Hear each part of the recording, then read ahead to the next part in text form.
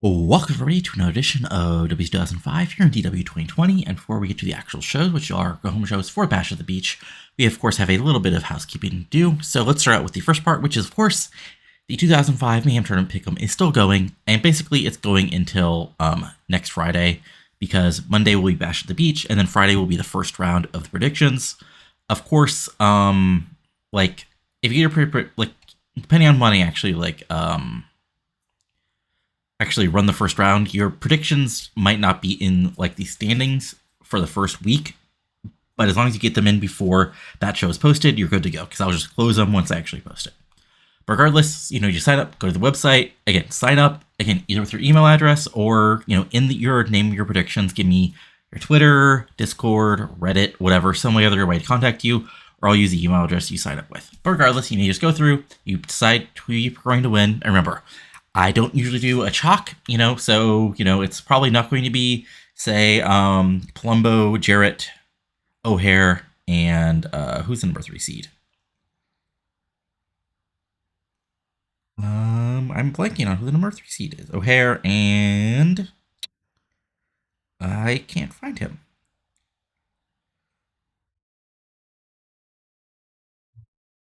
Hold on. Now I'm just lost on this page. Anyway, regardless, oh right, it's all the way down here, right? Oh, I forgot number 3 seed is Kanyon. So yeah, it's probably not going to be these 4 guys. But regardless, if it is or not, whoever you want to pick, who you think is going to win, go through. And remember, for the semifinals, it doesn't matter who you pick as the losers, because there is no semifinal match. It's just a final of a 4-way ladder match. So just pick your winner, and that's all that really matters. And of course, points go up through the rounds. So obviously you want to pick as many people in the finals as you want, but picking the winner is most important. So if you say, I'm just going to pick something random here. Say you pick Sonny Siaki instead of Booker, and Siaki gets into the second round, but then Booker wins and gets into the second round of the losers. Not the end of the world. But hey, of course, I always want to pick whoever gets first. And remember, how it goes is, as I slide up here. So first prize is you get a match at the November pay-per-view of your choice, outside of the world title main event, a wrestler brought up from developmental, a dev signing of your choice, a dev release of your choice, and one push and de-push of the wrestlers currently on the roster. And of course, a push isn't going to be if you pick Lash LaRue, he's not going to be going for the world title at Starrcade, but if you tell me to de-push Goldberg, he's not going to be jobbing to, Keith Walker by the next show. Second place is a title match of your choice at a Nitro or Revolution. Of course, you don't get to decide who wins, but hey, pick what match you want, a push and a de-push, and if there's any sort of overlap, say you want to push Reno and somebody wants to de-push him, then whoever, does better, and I'll let you pick somebody else, and a dev signing of your choice. And if you have any questions about the dev signing, you can just give me a list of people, and I'll just, pick whoever's most available, or you can go back to my mid-year awards, and I go over for the available free agents. And then finally, third place is a match that's a non-title match at a Nitro Revolution of your choice, and a dev signing of your choice. This is one way for me to just get some new people in the dev territories, give people an option as they're watching, and just see who you pick up. So that's the first part. The part, of course, the voting for the mini-year awards are still going on.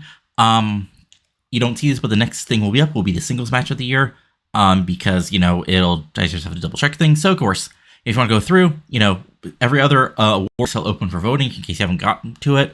Again, these will be closed basically by the end of July in game. So we still have, newcomer of the mid-year, women's match of the mid-year, and tag match of the mid-year, which is actually an interesting finish. But again, still plenty of time to vote. You want to get everything even, or just, decide what you want to pick. So yeah, just again, go to the community tab on the page and then just vote how you want. And there'll be a new singles match award going up with this. But I'll be back in just a second with Nitro. And we are in beautiful Waco, Texas for Nitro, the go-home shows for Bash at the Beach. As the show basically opens up with the chosen few of Jarrett, Divine, and Jindrak facing off with the Truth. Brother Ring Gigante is basically being held back by security. It looks like they're going to a fight when Eric Bischoff comes out to the mixed pop that he always gets. And he basically says, okay, let's fix this up with a 2-for-1 special. So, as you all know, like I announced last week, we're going to have a match to determine who is going to get the U.S. title shot at Bash at the Beach. But I want to open this up to everybody. So, whoever comes to my office and signs up by the end of the first hour can be put in a match for a shot at the U.S. title. But also, you 6, you're going to be put in a beach brawl match at the pay-per-view. However, as a bonus, I'm going to put you, when it points to Truth, and you, Jindrak, in the number 1 contender match, And when you guys win, then it's a tag team match instead. So you guys go ahead and have fun. And one more thing, right after this, going to have our opening match. It's going to be Parejas Incredibles, the two cruiserweights who are going to be in matches at Bash at the Beach, teaming up together. And if they attack each other, then their matches are off. So else have a good night. And you guys try not to kill each other. Good really start as, basically we just get the, babyface and heels being held back, Bischoff setting up the card, and the officials putting over tonight's main event is Kanyon and Kidman facing off in a contract signing. But this gets an 86 because Bischoff is good and quite over. And then we actually have our opening match, which is Reckless Roberts and Jerry Lynn teaming up because they're in the Cruiserweight title match, taking on Austin Aries and Matt Sydal. And as you expect, this is just a spots match, and we have, of course, lots and lots of moments where it looks like both teams are about to turn on each other, but they're reminded by the ref of the consequences. So they wrestle. Lynn and Sydal have a solid little segment. Austin Aries goes after Lynn. Roberts goes after Aries. Sydal tries to get the quick pin on Roberts. Lynn actually saves Roberts. And things eventually break down. And Reckless Roberts actually gets a pin over Sydal cleanly after a little over 11 minutes. Now, here's the thing. Aries doesn't make the save, but he doesn't cause a loss. So he just sort of smirks as Roberts, hits a low blow, hits a big move, and picks up the pinfall victory in a little over 10 minutes. This gets a 45 overall. Jerry Lynn gets a 41, not great. Reckless Robert gets a 54. Matt Sydal gets a 66. I think he's probably over because we're in the Mid-South. And Austin Aries gets a 56. Roberts and Lynn didn't work well as a team. Okay, that's fine. And we get the ding because it's a pre-show match, but not the end of the world, as we're just basically, building up the show here. 45 isn't that terrible also. Again, gotta build the Cruiserweight title somehow. And I guess also I could just throw people in, but hey, this builds things up as we got two big matches. Aries versus Sydal, as of course they blame each other for the loss of the Cruiserweight title in the first place, and Robert Lynn getting his title shot against Reckless Roberts. And then post-show, after the match, of course, now that the match is over, Lynn turns Roberts around, kick, wham, career pile driver, leaves him laying as the crowd pops, and the entrance over this happens at Bash at the Beach. We might have a new Cruiserweight champion. 47, not bad, build things up. Then we have the first of our siblings where people come in and sign up for the US title normal contendership match. And Prince Jose comes in first and says, I am the Prince of Ghana, and I will lay claim to the United States after I win this match. And Bischoff just sort of, smiles and nods as Jose, walks away. Then Chavo comes in and says, I'll be honest, Bischoff, it's been a tough last couple months, but this way is my road back. And Bischoff says, we'll just see. So now we got 4 people in the match, as this gets a 67, not bad. We move forward to our sort of a mid-card match. Sean O'Haire gets a pretty quick win over Skipper here. This is nothing fancy. Skipper gets maybe a little bit of offense in, but this is the Sean O'Haire show. He throws Skipper around, hits a few big moves, eventually hits, the big lariat. Skipper stumbles into a big power slam. O'Haire picks him up. Widowmaker right in the middle of the ring. 1, 2, 3. Nothing fancy here. This is just a way to remind people, oh, hey, Sean O'Haire is actually a bit of a badass and one of the best wrestlers on the roster. In kayfabe, this gets a 63. O'Haire gets a 73. Skipper gets a 62. So, wow, a lot closer than I thought. I guess because it's a short match. And also, I didn't include any sort of storyline, so that also probably not matters. Regardless, really fun match here. And yeah, not, solid stuff. And then after the match, of course, what happens is as O'Haire is celebrating, Don Frye comes in and actually comes in and attacks O'Haire from behind, locks him into a submission hold, but O'Haire powers him out of it, and he's about to hit the Widowmaker when basically Frye scratches his eyes and then slides out of the ring as they face off. As you know, put over, it's going to be the big, tough powerhouse Sean O'Haire taking on the Predator Don Frye, and we'll see who walks out of Bash at the Beach with the victory. So big match set up here as, continues to get set up as this gets a 77.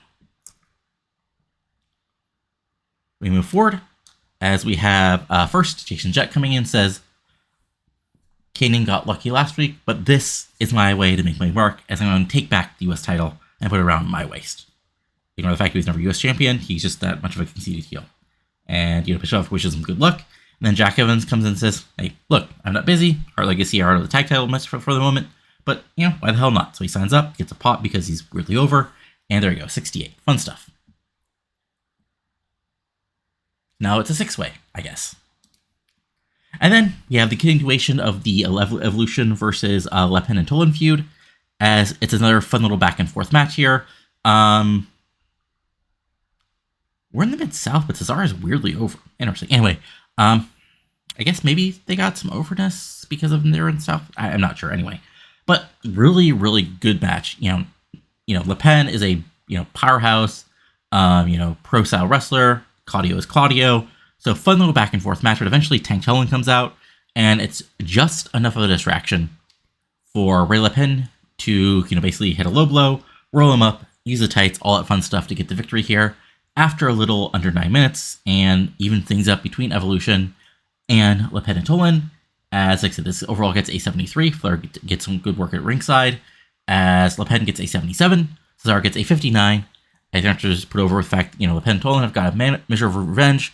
6 days before they face off at Bash at the Beach, but of course this brings out Lashley, which brings out Toland, and it's a fight.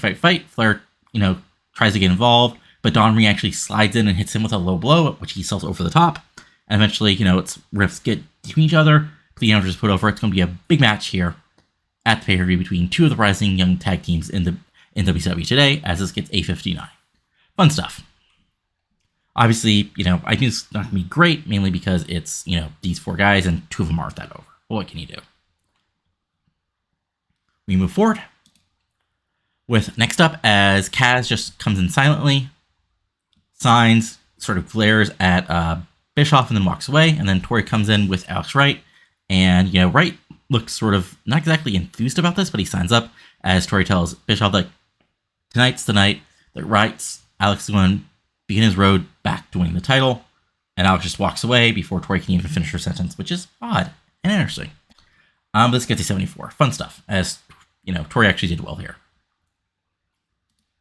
And then we could cut backstage as we are back into the Graveyard of Souls, as Morningstar and Kai Graves are there. And Morningstar says, "We're back here to remind you one man, Raven. This is my domain. And yet I walked into yours and completely dominated. Yet, you did not disappear, you persevered, and you showed up last week.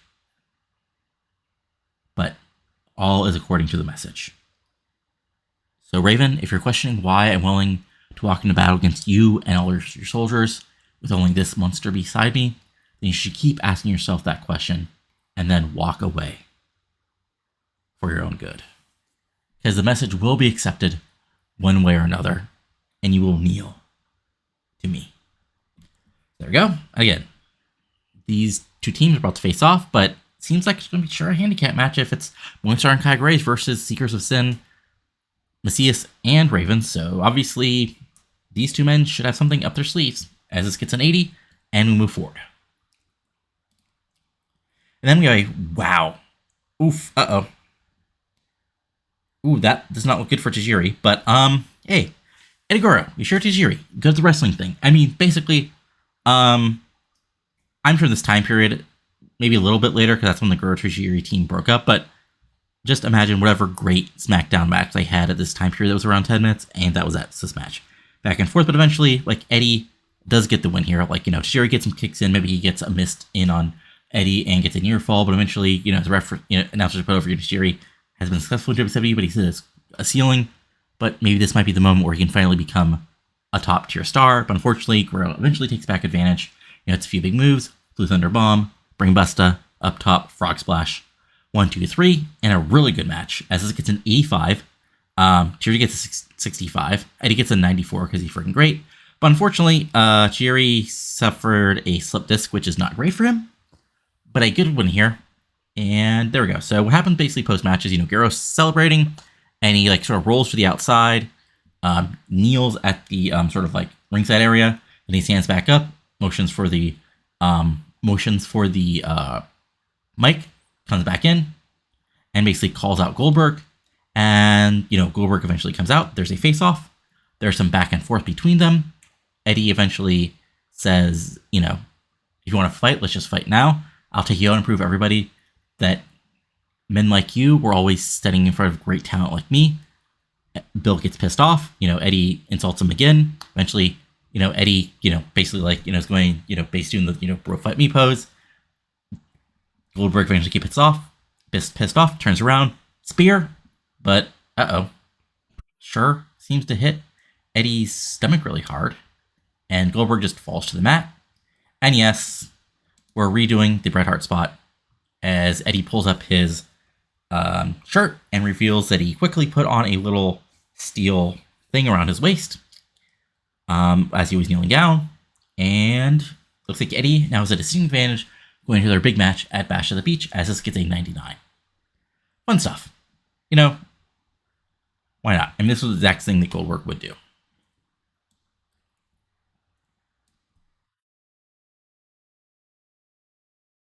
And we're back with our semifinal match, as it's Shane Helm, of course, one half of the challengers for the tag titles, going against one half of the new tag team champions, Matt Hardy. And it's a back and forth match, but eventually what happens here is Tice Tomko eventually gets involved, after a rough bump, comes in, drills Matt from behind with a big boot that allows Helms to drop Matt with super kick, hit the Nightmare from Helm Street, and pick up the, tainted victory here after a little over 10 minutes. This gets an 83. Shane Helm gets an 87. Solid stuff. And Matt Hardy gets 79, which is pretty good. Unfortunately, Helms and Tomko are an awkward pairing, which, I guess it's the first time I've had Helms in a singles match since Tomko teamed up with him. Okay, I guess Tomko isn't coming out with him anymore. Interesting. And then post-match, of course, Tomko comes in. There's beatdown on Matt. Jeff comes in for the save. They hit a quick double team on Jeff. And Helms and Tomko have left the tag team champs laying 6 days before they get their shot at the Hardy's tag team titles. This gets an 82. Solid stuff. Just building up to that tag title match as we're going. And now it's time for our main event of the evening, which I hope is going to get a good match, good rating, but I'm worried. The main event, actual main event segment should save things. So this is either going to be like an 85 or like a 70. 83, okay. So, this, honestly, maybe I should have thrown some, more sauce on this with making a car crash, but hey, it's a pretty solid, 8-man tag, and that means there's always something happening. It's basically, somebody hits a spot, gets nailed, new spots, right, gets a near fall with a submission, but that doesn't take long. Evan flies around, Prince Osei does some cheating, Jet and Osei team up his heels, beating up on the Truth. But eventually, Jack Evans does a big dive, Chavo comes in and helps them, Truth gets the burst of offense, Kaz gets to kick people, but eventually, things break down as the Truth and Ginger Actor brawl to the outside and brawl up to the top of the ramp.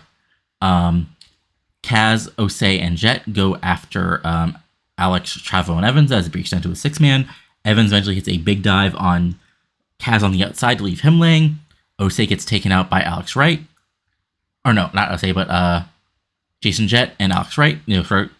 Jet clotheslines right to the outside, but that leaves Chavo enough time to toss him to the outside. Osei charges at Chavo. Chavo gets out of the way. Chavo grabs him. Wham! Brainbuster. 1, 2, 3. And your new number 1 contender is Chavo Guerrero Jr. Overall, the match gets an 83. Alex Wright gets a 74. Chavo gets a 77. Jack Evans gets a 90. Prince Osei gets a 67. Jason Jet gets a 74. Kaz gets an 89. Truth gets a 73. And Jack gets a 75. So sort of puts everything over, continues some feuds, and sets up Chavo as a challenger for Mike Awesome at the pay-per-view. As Chavo celebrates, as the answer is put over, Chavo in one night has put himself back in the spotlight and may have a shot at becoming a champion once again. And it's time for our main event segment, as Kanyon and Kidman both come out. Scott Hudson is there sort of as the MC. And, Kanyon gets the mic first and he says, Billy, people have been telling me for weeks, this is my best shot at taking the belt. But I know it's going to be tough, because, you're not a paper champion, that's for sure. Maybe you were a few months ago, but, you win the belt, you've defended it, you're the man now. That means you're a target now. Don't worry, though. I'm walking in Bash the Beach for one reason, and that's drawing to everybody why I was the man that was world champion, the main event Starrcade, and helped reanimate the Horsemen, and to truly prove that nobody's better than Kidman. And Kim takes the mic and says, well, Chris, can I call you Chris? Of course I can. I don't care. Is there anything you bring up the Horsemen? Because that was really the last time you mattered. After all, you lost the belt, Horsemen crumbled, Jarrett kicked your ass, Flair wandered away and is doing what he's doing now, then you were on your own. Hell, I kicked your ass a few months back. Then you lucked into killing yourself slightly less than Eddie did at K-Sheet, and now here you are. But be honest, when you wake up mad at the middle of the night, you've had your run, Kanyon. You'll be the guy that had the belt before the real stars like Eddie, Van Dam, and well, me had the title. You're part of the rebuilding. Now that things have been rebuilt and the foundation is set, the actual talent can take center stage now that there's actual sponsors, actual ratings, actual draws, actual full crowds. And the next says, that's cute, Billy, because the reality is I gave you the path to walk and you followed it almost exactly. Except, I never did the trashy hoe. I see one sort of April to a big pop. But, you did what you did. You got some backup, you won some titles, and I bet you think you're hot. Beep. Here's reality, though, Billy. You're actually right. Nobody's actually on top forever, putting aside a few orange-related people. But it all eventually does end, even for the best. But anybody can get lucky once, especially hell if they face somebody who was just wrestling for 20 minutes, And Kidman, looks upset and says, hey, look, you proved yourself. But be honest, you took advantage at first, which is fine. Tea, kettle, black, because obviously all that stuff. But once that belt is no longer on your waist, how much longer will it all really last? After all, I'm sure old Lance thinks he's better on the mat than you. I'm sure Awesome is sort of looking at his age and realizing he only has so much gas in the tank before he really slows down. Hell, the littlest thing here might find somebody new. But I don't care about all that squabbling that has soon happened, because this is my chance to walk back into the spotlight for good, and I'm not going to fail. Kidman fires back. Look, Chris, that's all nice and good, but we're united by proving everybody else wrong. And we've done it the way nobody else has. I mean, you think Uncle Eric and his bosses are happy we're on top? No, they want the lunkheads and the talents paid big money on main eventing. Not me. Hell, let's be honest, not you either, but here we are. I just can't let myself get absorbed by these morons out here. And I didn't buy into the idea that they actually like you because they bought some t-shirts. Which is why after Sunday, Kanyon, I'll still be the world champion and the best in the business. And you'll be back to being just an afterthought. And Kanyon takes Mike, says, well, and then he grabs Kidman and boom, Kanyon cutter through the table and says, nobody's better than Kanyon, and everybody will see that once and for all at Bash at the Beach, and walks away. So there you go. 99, good ending, really puts over the big match at the pay-per-view, and there we are. And this show gets us an 80. Okay, so probably hurt a little bit by the main event, but hell, got to actually push things a bit. And honestly, the fact that main with, I guess Kaz and Evans are both over. Chavo isn't bad. Truth and Jindrak are actually surprisingly so. Yeah, that made sense. So we'll just see what we're looking at as far as Nitro goes. Not Nitro, but yeah, as far as Raw goes. And as it takes a while to do the hirings because we're like 3 years in. And yeah. Dooba-dooba-doo.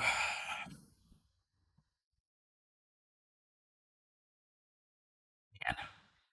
You can probably jump like 10 seconds ahead if you're still with me, because, well, this is going to take a while. Come on, don't get stuck. There we go. All right. Oh, Kidman got a new catchphrase. Okay.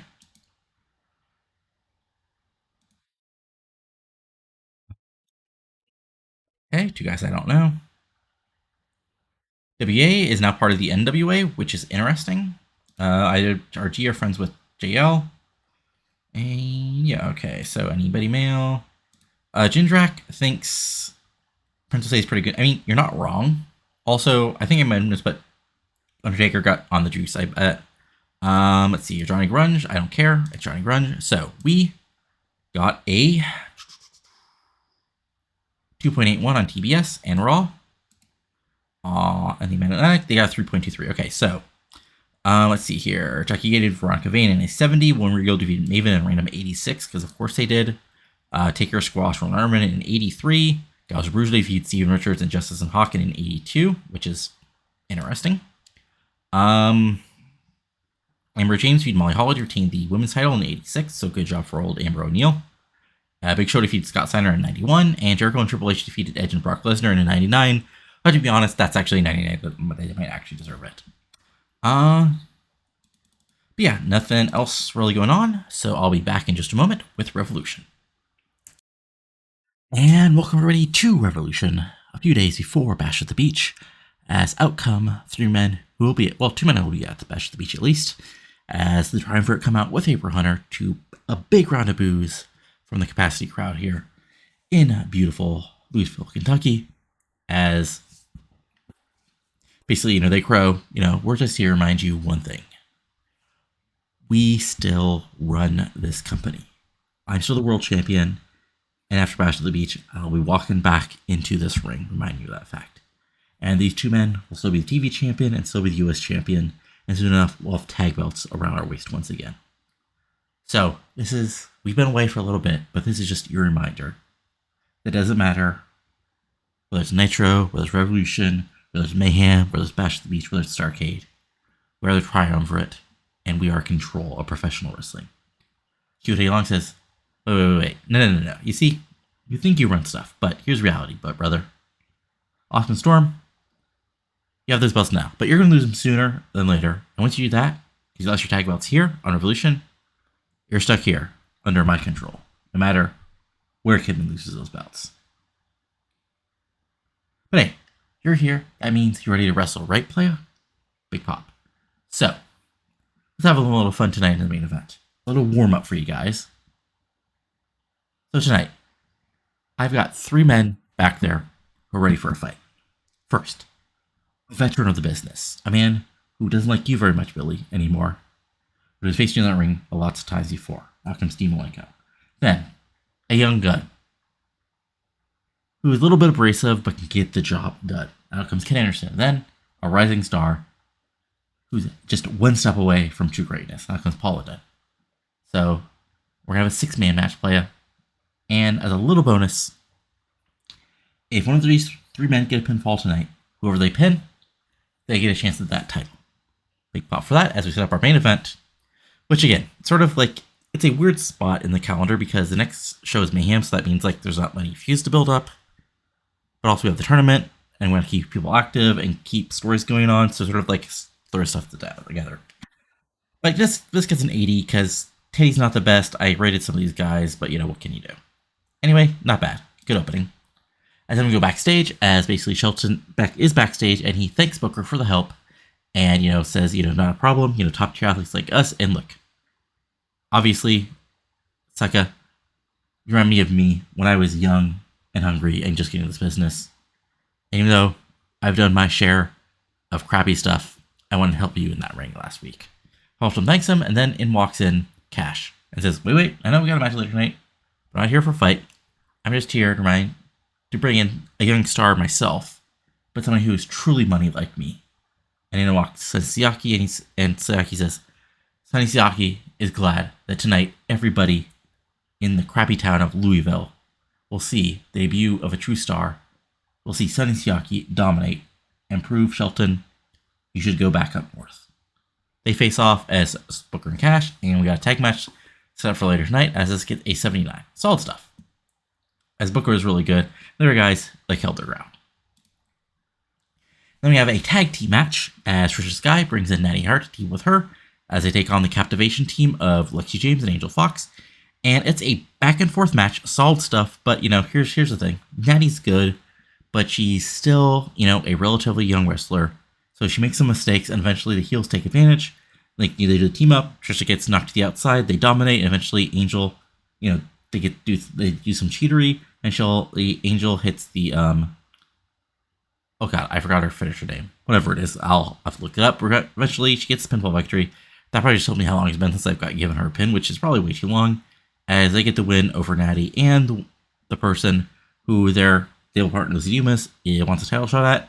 So little stuff to build up things, as this still gets a 78. Angel gets a 65, Lexi gets a 57, Natty gets a 45, and Tricia Skye gets an 84, she's great. But then post-match, of course, Tricia's on the outside, and she tries to make safe for Natty, but Lizzy Dumas comes in and attacks Tricia from behind. It's a 3-on-1, ending with Lizzy hitting a big moonsault, picking up the women's title belt, and then throwing it on the fallen Tricia Skye as the arms split over. This is the numbers game that Tricia Skye has in front of her if she wants to keep her women's title, as this gets a 74. Fun stuff. Then we go backstage, where Amy Weber is with Keenan Sharpe and Jamie Knoble, who is shockingly back after a few weeks. And, Amy and whoever actually Knoble if he's ready to get back in action. And Keenan basically interrupts and says, no, I need to talk to this man, not you. So just stand there and do what you're paid to do. And he says, Jamie, I see what you've been doing, and you are on the path now. You just know it. And Jamie sort of looks at him and says, no, I've been in the woods, and I'm ready for war now, because I needed to go back home and find my true self. A true fighter, ready to battle wherever. And tonight, AJ Van Dam, I'm going to bring that fight to you in that ring, and nobody's able to stop me. So we got a tag match later tonight. It's AJ and Van Dam versus Knoble and Sharpe. 77 style stuff as Noble's back. Good stuff. And then we have our tag team match. Well, our first tag team match. Way too many tag team matches. As it's a back and forth match, and eventually, what happens? So this didn't quite work out, but basically, it's your pretty solid tag match. Shelton gets some suplexes, Booker does some brawling, Cash gets to play Bruiserweight against Shelton, Siaki does his spots, but eventually things break down, and Siaki just runs miscommunication.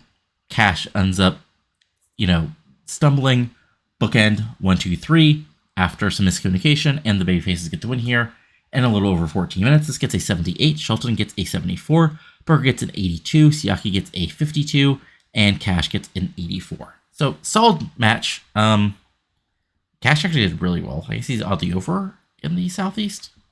But Siaki, because he's over because we're in the Southeast, does well. But post-match, Sonny, basically, doesn't care. He basically blames Cash for the loss and walks away as Cash is upset in the ring and he's put over. This short agreement between Siaki and Cash seems to be already over. And this gets a 58. And as we move forward, as we come back from commercial, who's out in the sky? It's Rey Mysterio, 619. And yes, Rey Jr. is back after, of course, a few weeks back. He, said he wanted his title shot that he earned, but he got attacked by somebody mysterious who everybody assumes is Billy Kidman and the rest of the Triumvirate, but he's not able to prove it. But Rey comes in the ring to a big pop and he says, he's got to be back. It's been a hard, hard month of being away, but he came back to do one thing, and that's become the world champion. So he's here tonight to remind everybody that no matter who wins on Saturday, he's next up, and he's already talked to Teddy Long, and he's going to get the title shot at Mayhem. Big pop for that. And cue Monty Brown and Chuck Palumbo as they come out to a big heel pop as they say, well, here's the thing. Me and Monty were the top tier of Revolution. And look, we didn't take you out the first time, but we'll be happy to take you out again right now. And of course, 2-on-1, Ray Small, these guys are big. Looks like it's going to be beat down when America's Most Wanted come out from the crowd into the ring to back up Rey Mysterio Jr. Heels back off, but it looks like we have a bit of feud going on. And Rey Jr.'s back. Monty and Palumbo, of course, are unhappy about that, but he looks like he might be getting the next title shot. As this gets a 90. Fun stuff. And then we have a backstage segment as Paul Heyman, of course, who came back to WCW after years away to be Rob Van Dam's advocate. And Heyman is talking to RVD and saying, look, I've been doing what somebody have been supposed to be doing you for months now. I've been working all the angles, all the people in the office, and reminding them of what you bring to WCW, Rob. Because no matter what, you're going to get that rematch against Keenan Sharpe. And everybody will see you're still the number one star of professional wrestling, no matter what anybody else thinks. But they just need a little bit of a reminder. But here's the thing. Tonight, as your advocate, I'm worried about. And then AJ Styles walks in and he says, what are you worried about, Heyman? Look, don't worry. Don't even try talking to me, buddy. Because I've been on the indies, so I've talked to enough people to know that to trust you about as far as I can throw you. And while I'm not quite that yoked yet. For that, RVD basically steps up to AJ and says, look, man, I got nothing against you. We teamed up before, great. But this is the man that made the biggest free agent in wrestling. So you don't like what he's done in the past, but you better not disrespect him in front of me. And AJ's like, no, Rob, you made yourself the biggest free agent in wrestling. But hey, look, if he thinks he helped you out, that's great. But as long as he doesn't get involved in the match tonight, let's go out there and kick some ass. And they agree, as Heyman is in the background doing Paul Heyman things. This is because he's 93. Fun stuff. And then we have Gail Kim versus All That Alyssa Alexander, as of course last week, Gail Kim helped Alexander get the big win over Celine Cartier. So now Celine Cartier is back up in Alyssa Alexander, who they teamed to go for the tag titles, goes after Gail Kim. But unfortunately, they're baby faces, so no help. I mean, Celine Cartier is ringside, but Gail Kim, of course, is a former multi-time Women's World Champion, and Alexander is good, but she's not quite there yet, so in a little under 7 minutes, Gail Kim gets the pinfall victory, and this gets a 70 and 74 and 50 and a 50 for Alexander. But then post-match, Gail Kim is going for a beatdown on Alexander, and in comes Alexander to continue the beatdown, of course, because they've had their problems as well. But Cartier runs them off, and Cartier helps Alexander off. And it looks like we have a shootout between these two teams for the future, as this gets a 63. Solid stuff. And then we have our big tag team match, as it's a really... Okay, this probably should have been our main event, which I knew deep down, but I wanted to do it for the storyline and because the world champion was involved. But hey, what can you do? Anyway, look, it's AJ Styles, Rob Van Dam, Jamie Knoble, and hey, Corey Graves was actually pretty decent in 2005. All in a ring in 2005, and they're just going all out. Like, this is, Sharpe trying to keep people in holds, Sharpe and Knoble actually working pretty well as a tag team, like locking people in holds, being cheating bastards. Rob Van Dam coming back with his own offense, and AJ and Rob Van Dam actually working together pretty well. But what happens is near the end is it looks like the heels are going to get the victory when Van Dam actually holds puts Sharpe's legs on the ropes as he had Rob Van Dam in a hold. The ref, then he calls attention to it. The ref breaks it up, and that gets Sharpe pissed, and that gives Van Dam just enough of an opening to do a few big moves. AJ to come in, knock Knoble out to the outside, and Rob Van Dam to get the 5-star Foxx Splash and pick the victory here in a very good match, which gets an 89. Rob Van Dam gets a 95. AJ gets a 94.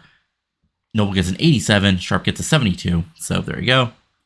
And then post-match, AJ and Heyman celebrate. RVD and Heyman celebrate, rather.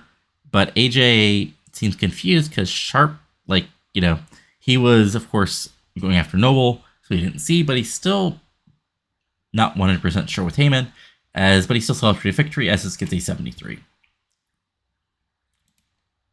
And then we have our main event, which gets an 80, which I sort of expected, unfortunately. Decent little match. It's a sort of typical main event 6-man, nothing fancy here, just, Awesome and Storm and Kidman are all really over, really good.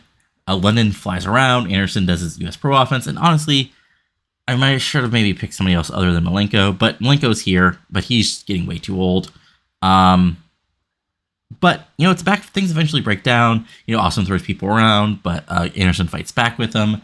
London hits a big dive on Awesome on the outside. Storm hits Storm truck goes for super kick on Malenko. Malenko actually tosses him. Kidman and then Malenko start brawling.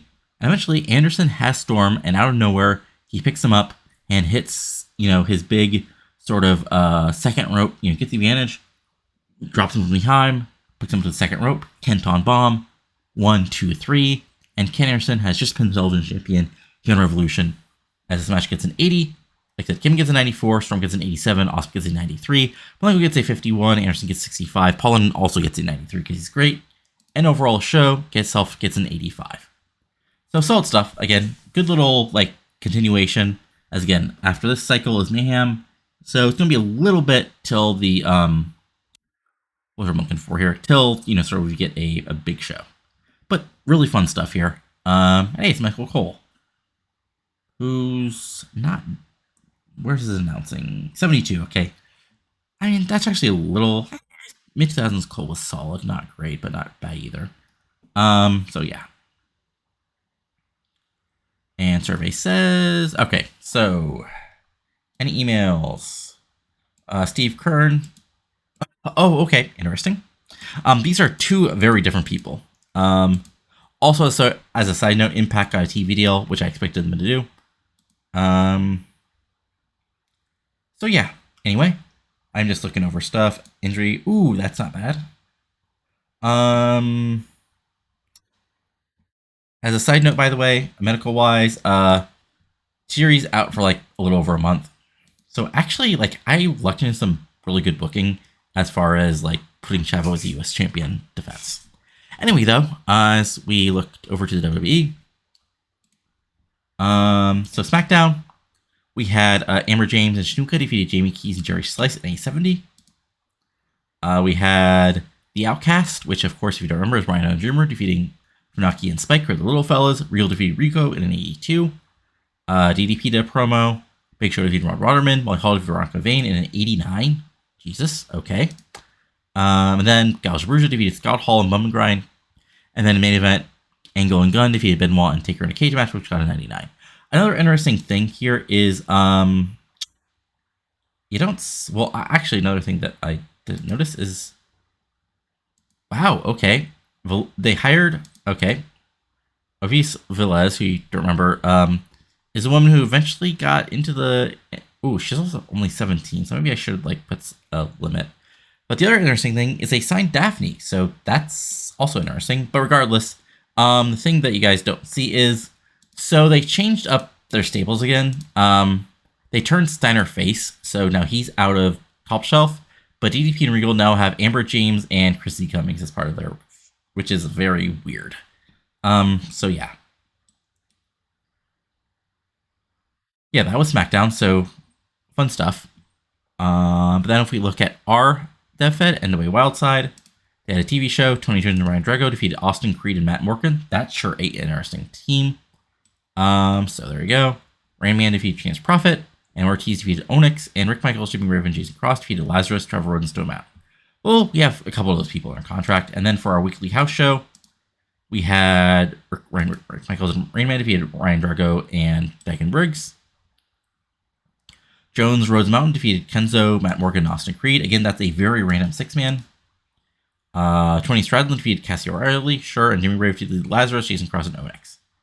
So again, like, honestly, this point is like it's like 60-40 people we signed, and then 40% people who were Wildside way at the beginning who never left. That's also interesting. Who still left over. Then we had AWQ, who had their weekly show. Annette Fletcher and ODP and Michelle McCool defeated Madison Eagles and Mega Women in a 49. We had 100% Girls, which is Becky and Mischief defeated Amazing Kong and Tracy Taylor. And then we had Miho Osaka defeat Parita Perez, and Ariel defeated Madison Sinclair to retain the AWQ title. And then if we look at HWA, I think I showed you guys. No, okay, so you guys totally saw this. But yeah, so Nick Mitchell, who would be part of the Spirit Squad, and Sean Davari, who's Davari, defeated Andre Schur, who's a Region, and Silas Young. So that's sort of what the bottom of the card looks like. We have Joel Grunge, so 2 regions facing off, and the Joel Grunge region is a lot better. Alex Shelley and Drew Onyx were a team, which is interesting. I mean, they're both And Ray Steele defeated Ricky Shane Page, so there you go. Then if we go to OVW, for their Friday show, Russ Haas defeated John Cena again. Miss Natural defeated Velez. Shai Dope defeated Chuck Chamber. Chantel defeated Evangeline Chambers. Dan Jordan defeated Too Tough Tony, sure. Trent Breaker and Rob Conway defeated Mitch Page and Charlie Haas. That's a very random indies match. And yeah, and then did anything else interesting happen on their Saturday show? Not really. Trailer Park Crush defeated John Cena, so that's weird. But yeah, that's about it. So again, if we look at around the rest of the wrestling world, were there any? Again, I always forget if there's any big shows. I have to keep on doing this. There was an independent women's show. Nobody really of note here, or at least that's are quite ready. But yeah, if I'm looking back here, nope. I mean, there were some like random indie shows, like APW had a show where it was Honest versus Morgan, Scott Lost versus Mickey Henderson, Frankie Kazarian versus Max Justice. GSQ had a show which was main evented by Pete Williams, Juggernaut, Ross Gills, and Bray Wellington and Ray Brooks. So yeah, there you go for that. WAW had a show. It was a show. CZW had a show. Oh, this is Rick Blade defeated Dixie Tables match. Bruce Mastino defeated Balls Mahoney. Sure.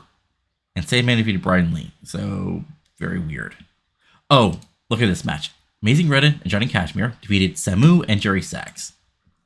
Sure. But yeah, I think that's about it. Gaia had a big show. Only match of really note is Momo Nakanishi defeated Bloody Phoenix and Chiyoko Nakashima and Miko Satomura defeating Asha Kong and Tako Noe in a pretty big show.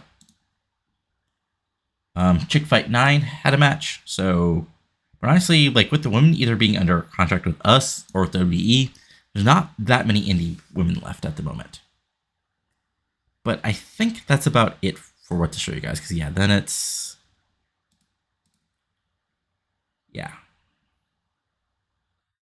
I'm just double checking here. Yeah, okay, that's about it. So, moving on. So one more thing, and that's of course to go over the final, sort of lineup here for Bash at the Beach. So of course we got the main event of Kanyon versus Billy Kidman. We have Sean O'Haire versus Don Fry, and Eddy Guerrero versus Bill Goldberg set up in the last few weeks. We have the Hardy Boys defending their newly won tag titles against Helms and Tomko. Can Helms, who is a former protege of the Hardys, pick up the big victory over the new tag champions after they just showed up. We then have another tag match as Tolan and LePen take on Evolution. Can Ric Flair's new men continue their winning streak? We got Reckless Roberts defending the Cruiserweight title against Jerry Lynn. Matt Sydal versus Austin Aries. And Chavo versus Mike Awesome for the US title. And again, I didn't book these two matches, but also we have now the Chosen Few taking on Gigante's Brother Ray and Truth in a 6-man beach brawl, whatever that is. And of course, we have whatever confrontation is going to be between Morningstar, Kai Graves versus the entirety of Raven's backup, which I guess is going to include Macias and Seekers of Sin. Maybe it won't. You'll just have to see. But that's it for now. If you enjoyed this, go ahead and give a like. Comment below what you're liking and not liking. Subscribe to the channel for, of course, more TEW 2020 content, including this series. Eventually, my Cornelverse and Ring of Honor series will be back. Some dirty wrestling stuff, basketball GM. Who knows what else might pop up. Of course, sign up for the prediction contest. Vote in the mid-year awards. But that's for now. So talk to you later. And adios. Have a good one.